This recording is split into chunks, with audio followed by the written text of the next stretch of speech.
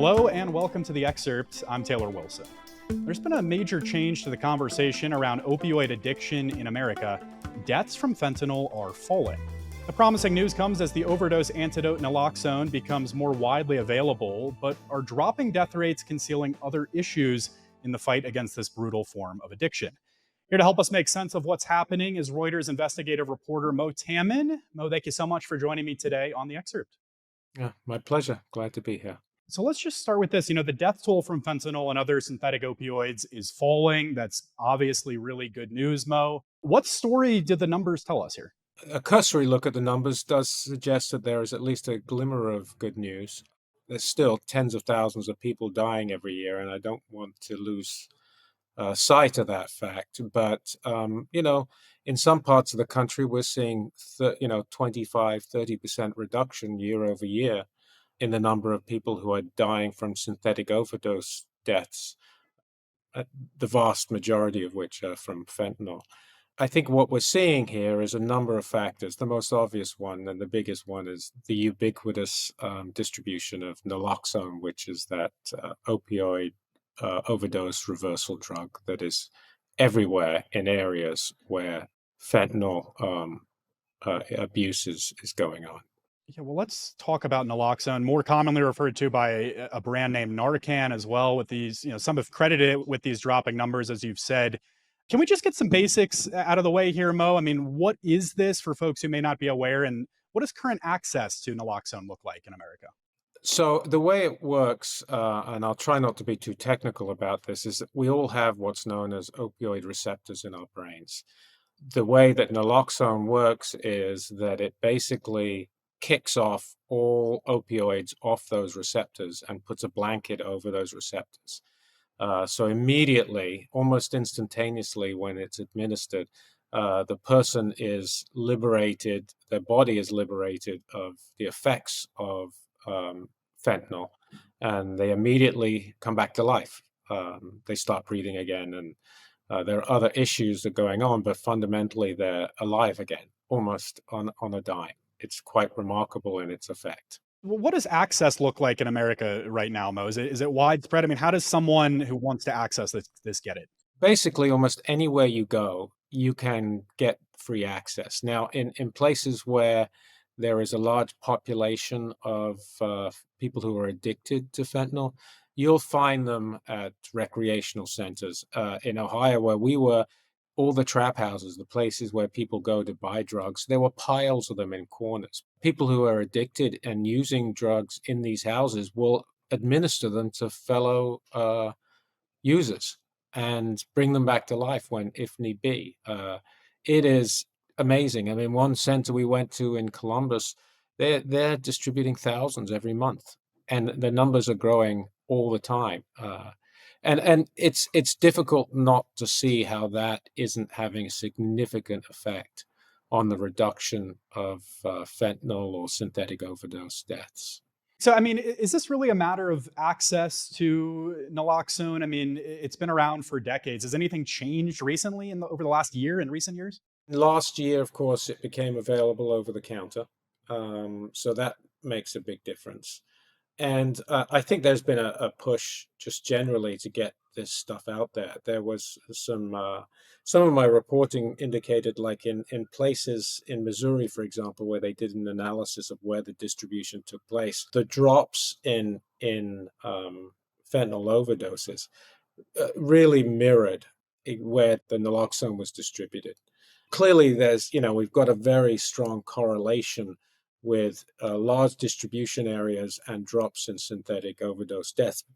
That's not to say there aren't other reasons that might explain what's going on, but clearly naloxone or Narcan has had a huge effect on the reduction. Well, Mo, I want to get to some of those other factors here in a second, but is there any downside to Narcan or naloxone?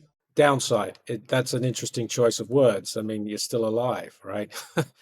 That's the ultimate downside if you're not alive. But if you take it, we were talking before, the way these drugs, the drug works, it removes the fentanyl from the receptors instantly.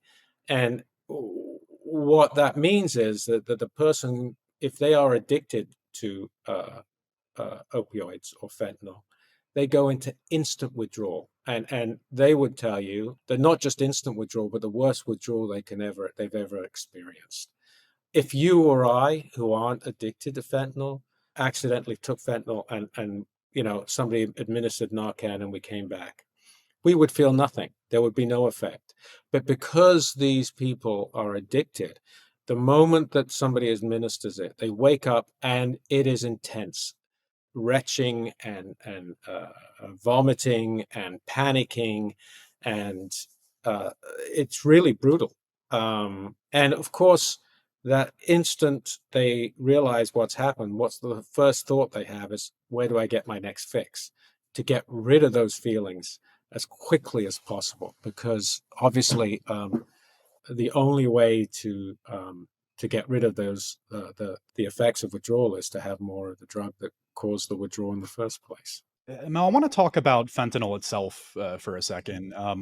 Is it changing? I mean, I know you've written about illicit narcotics distributors increasingly adding these veterinary tranquilizers to the fentanyl they sell.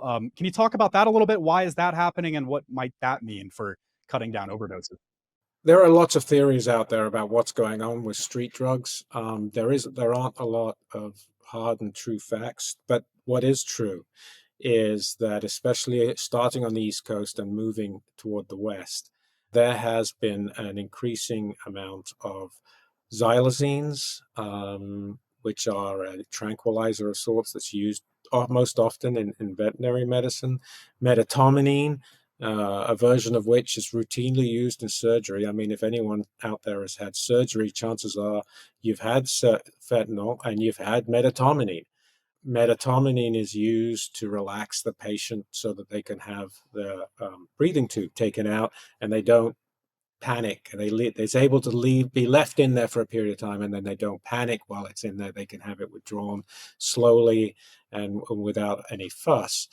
There is a school of thought that these longer lasting drugs, which are not opioids, or at least they're not traditionally viewed as opioids, delay the onset, or at least the perception of the onset of withdrawal. So with the introduction of this into the drug supply, it's unclear why it started happening. But with that introduction, instead of waiting for users, regular users, an hour before or 2 hours before they want another fix, maybe they wait 3 hours, maybe they wait 4 hours, because the onset of that urge to have more fentanyl is delayed. At least that's the theory. And of course, if you can imagine, I'm going to make up some probabilities here, but let's say you had a 1 in 50 chance of having an overdose every time you take fentanyl, right? You just don't know what the strength is. Well, if you do that 5 times a day, each time 1 in 50, there are odds you're going to eventually, in some relatively short period of time, encounter an overdose, right? Maybe it takes you a week. I don't know. But if you're only doing it 3 times a day because you're delaying it, again, you're putting off and you're reducing the chances of an overdose on any given day. You're extending the time between when you encounter another dose that might kill you. And if you extrapolate that over the course of an entire population, then of course there are less overdose deaths. So there are some serious people who believe that is an important and contributing factor to the reduction in overdoses as well. So something else, Mo, that you've covered in your great reporting is this idea of what some people call the susceptibles, the possibility that the huge number of overdose deaths in recent years has just so sharply culled the population of potential fentanyl abusers that the number of overdoses was bound to fall. Can you talk through this idea a little bit? What do experts say here? Well, I wouldn't say that. Listen, I mean, this is a kind of a macabre way of viewing the whole thing, right? But look at the numbers. Since 2015, approaching 450,000 people in this country have died of the synthetic overdose death. 450,000. That's a lot of people. That's more people than have died in most wars in this country. All right. And it happened in 10 years. The population of people in this country who are inclined to take narcotics is not infinite. It's not 100% of the population. It's a percentage of the population of people who are inclined, for whatever reason, to experiment with drugs and narcotics. Now, if you take 450,000 people and subtract that from the population of people who might be inclined to take drugs, you now just simply, as a matter of basic mathematics, reduce the population of people who would be vulnerable to overdoses in the first place. And it's such a large number that some would argue that it was inevitable that at some point you would start to see severe reductions or significant reductions in the number of people who are dying of overdoses. Very interesting. So, when it comes to law enforcement and the kind of the courts and the prosecution level here, Mo, are prosecutions of fentanyl suppliers and the drugs ingredient makers playing any role in this drop in deaths that we're talking about? If you talk to the federal government, if you talk to the DEA, if you talk to the DOJ, if you even talk to the White House Office on Drug Enforcement and Drug Policy, they would tell you that part of the reason why synthetic overdose deaths are down is precisely because of that there has been aggressive law enforcement attempts to arrest, indict people who are selling precursors, who are selling the drugs themselves, that they are working side by side with China to reduce the chemicals coming into this country and into Mexico that are ultimately made into fentanyl.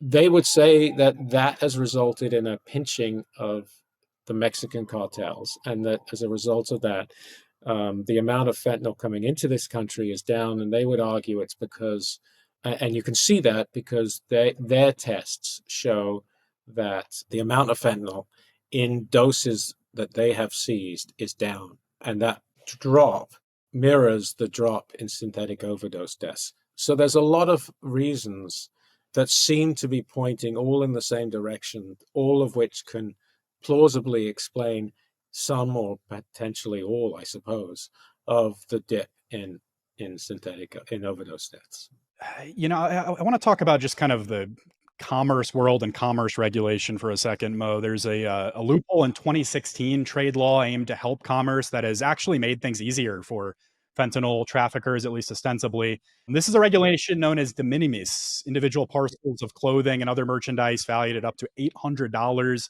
now enter the country duty free. Can you talk through that a little bit? What do you know about this, and what does this mean? The beginning of this project was, of course, we wanted to tell the story of the supply chain of the precursor chemicals and how they get to Mexico, where they are turned into fentanyl and subsequently end up on the streets in the States. We went out and we spent $3,600, and we bought perfectly, as far as we know, perfectly legally precursor chemicals from China. They were shipped to both Mexico City and to New Jersey. And we bought enough stuff: pill presses, fillers, cutting agents, dyes, you name it. We bought everything. We didn't make fentanyl, but we did it all. Almost all that stuff got shipped in small packages via the de minimis tariff exemption. They showed up in small boxes at a post office box. They showed up in small boxes in Mexico City, sometimes labeled as doorknobs and other assorted items. There are so many packages coming in. The cartels realized that there was a wonderful opportunity to hide in plain sight, that there is so much coming in this direct-to-consumer space from China, that it was easy enough just to simply slip in a few boxes of chemicals that could be used to make fentanyl, and no one would ever suspect it or detect it. Suspect it maybe, but detect it is a much harder thing. Mo, thank you so much for your impressive reporting work on this topic and for coming on and discussing. My pleasure.